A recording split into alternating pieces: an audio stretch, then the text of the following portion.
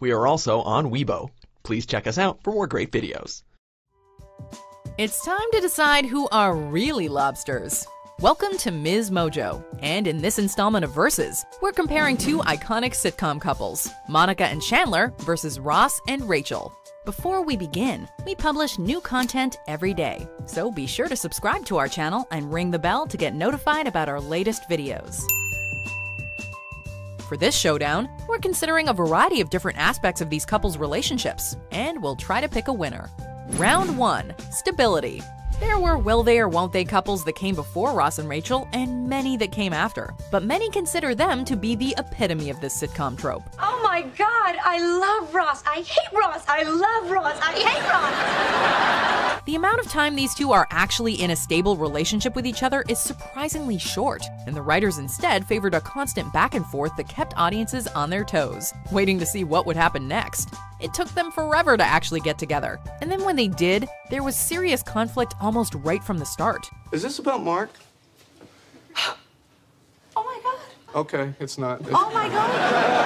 I cannot keep having the same fight over and over again, Ross. No, you're making this too hard. Oh, I'm making this too hard. Okay, what do you want me to do? It's safe to say these two are anything but stable. You know, I can't believe I even thought of getting back together with you. We are so over. Fine by me! Monica and Chandler, however, are pretty much the polar opposite. They first slept together at the end of season 4, which was as much of a shock to viewers as it was to them. Well, I've never done that with you before. Over the course of the next season, they entered into a serious relationship, and from then on, they stuck together through thick and thin. We're moving to Tulsa. What?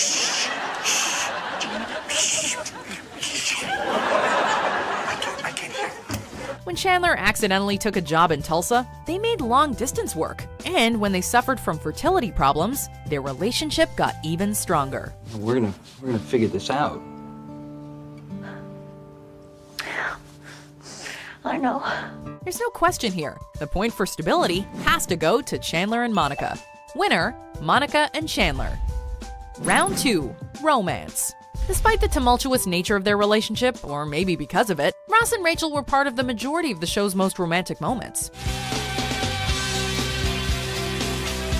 Be it their first big kiss at Central Perk or their kiss after Rachel sees the prom video, these two can just make your heart swell. Perhaps because viewers were never sure where this relationship was headed, they wanted to see them get together even more. They were both all about the big romantic gestures, taking turns showing up at the airport to make a declaration of love. Please stay with me. I am so in love with you. Please don't go. While Monica and Chandler may have had a little less of a storybook romance, their relationship wasn't without passionate or sentimental moments. I love you, Monica. I love you too, Chandler. In fact, their joint proposal stands out as one of the most emotionally effective things the show ever did. You make me happier than I ever thought I could be. And if you let me, I will spend the rest of my life trying to make you feel the same way. Despite that, though, they have a lot more humor in their relationship on a day-to-day basis than romance. You are so great. I love you. Whether Monica is putting a turkey on her head to say I'm sorry or trying to seduce Chandler while she's sick, we get more laughs than ahs from these two. Also, you can't forget about the whole jellyfish incident. Ew! You can't say that! You don't know! This is a slightly tighter race, but we're sure you'd agree that this point should go to Ross and Rachel. Winner, Ross and Rachel. See? He's her lobster. Round 3. Friendship. Out of all the friends on this show, we would argue that Ross and Rachel have one of the weakest friendships. When they were younger and went to high school together, Rachel was dismissive of Ross, to the point that he became a member of the I Hate Rachel Green Club. So you were in an I Hate Rachel club? Yes, he was. No. Ross always had a big crush on Rachel, and from the very beginning of season 1, all of his interactions with her were colored by those feelings. All of the nice guy things he did for her when she was finding her footing in the city were because he wanted to date her, not because he wanted to be a good friend. See, I see big passion in your future.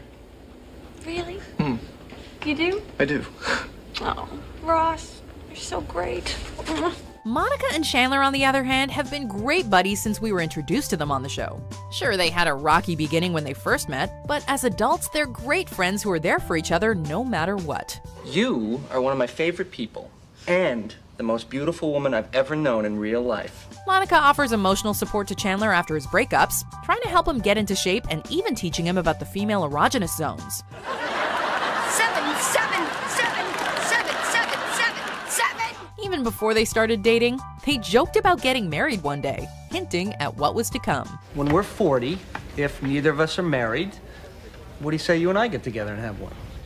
Why won't I be married when I'm 40? There isn't much of a debate here. Monica and Chandler's friendship is based on caring for one another platonically, while Ross and Rachel's almost always has other motives. Winner, Monica and Chandler. There's the man I married. Round 4. How iconic they are. There is no denying that Ross and Rachel are one of the most memorable couples in TV history. Hi, Ross. Hi, Ross. Take the Emily. Take thee, Rachel. Intricacies of their relationship aside, the show was often fueled by the audience's desire to see if these two would end up together or not. I don't know. Look, maybe we should just take a break. Okay, fine. You're right. Let's take a break. Let's cool off, okay? Let's get some frozen yogurt or something. Some of the show's most emblematic moments were about their relationship, be it their break, Ross saying Rachel's name at the altar, Phoebe saying they're each other's lobsters, or Rachel finally getting off the plane. If there was one romance that kept Friends going, it was this one. Did you get off the plane? Did you get off the plane? I got off the plane.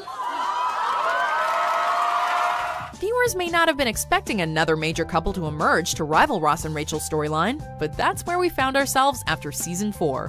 While Ross is trying to patch things up with Emily, Monica and Chandler's relationship is building and is front and center in every episode. In the latter half of the series, there was much more of a focus on these two than their predecessors. That being said, though, one would argue that Friends went downhill after a certain point, let's say season 8, and so most of the show's best and beloved episodes happened much earlier. I love you. Any surprises that come our way, it's okay because I will always love you. While Monica and Chandler definitely come in a close second, there really isn't a question that Ross and Rachel are the show's most iconic couple. Winner, Ross and Rachel. It's you and me, all right? This is it. This is it. Unless we're on a break. Round 5. Compatibility. While Ross and Rachel definitely have strong feelings for each other, their relationship is based on this mutual affection more so than any actual compatibility. These babies will get you into all the paleontology lectures and seminars. Do you have anything that will get us out of them? When Ross makes the infamous list comparing Julie and Rachel, he lays it all out on the line.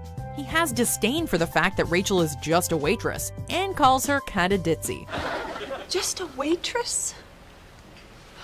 Now that was, I mean, as opposed to,